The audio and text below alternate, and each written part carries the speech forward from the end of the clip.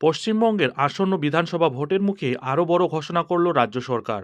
আর সেই ঘোষণা করা হয়েছে ডিএ সংক্রান্ত। এবার কিস্তিতে নয়, একসঙ্গে 3 বছরের সমস্ত বকেয়া ডিএ বা মহার্ঘ ভাতা দিয়ে দেওয়া হবে সরকারি কর্মচারীদের। হ্যাঁ, একদমই ঠিকই শুনেছেন। সম্পূর্ণ বিষয়টি ডিটেলসে আলোচনা করব। তার আগে চ্যানেলে নতুন হলে চ্যানেলটিকে সাবস্ক্রাইব করে বেল আইকনটি বাজিয়ে অল নোটিফিকেশন অন করে দিন। এই ধরনের ডিএ সংক্রান্ত যে কোনো ধরনের ছোট বড় আপডেট ঠিক সময় মতো পেতে।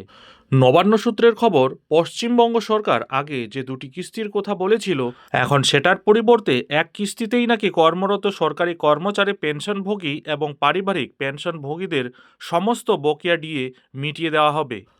চলতি বছরের ফেব্রুয়ারি মাসে সুপ্রিম কোর্টের একটি আদেশের পরিপ্রেক্ষিতে এই সিদ্ধান্তটি নেওয়া হয়েছে।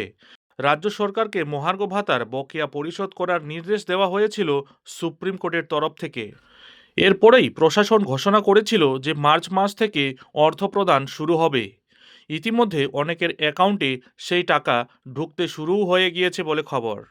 13ই মার্চের আদেশের আংশিক সংশোধন করে রাজ্য সরকার এখন 2016 সালের জানুয়ারি থেকে 2019 সালের ডিসেম্বর পর্যন্ত সময়ের সম্পূর্ণ বকেয়া 31 মার্চের মধ্যে পরিশোধ করার সিদ্ধান্ত নিয়েছে বলে খবর।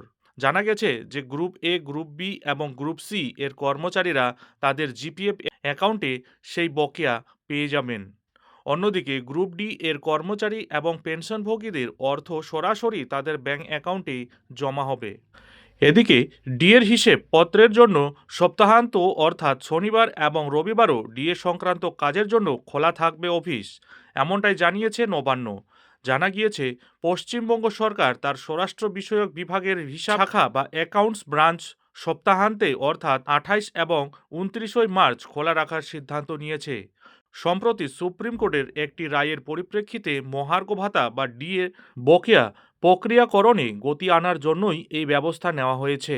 সরকারি কর্মচারীদের বকেয়া কাজ শেষ করার জন্য উপস্থিত থাকতে নির্দেশও দেওয়া হয়েছে।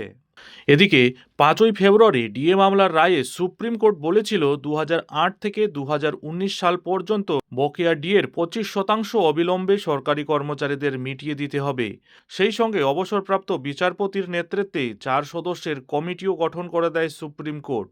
রায়ে বলা হয়, রাজ্য সরকারের সঙ্গে আলোচনা করে এই কমিটি ঠিক করবে মোট কত টাকা বকেয়া রয়েছে 25% ডিএ মেটানোর পর।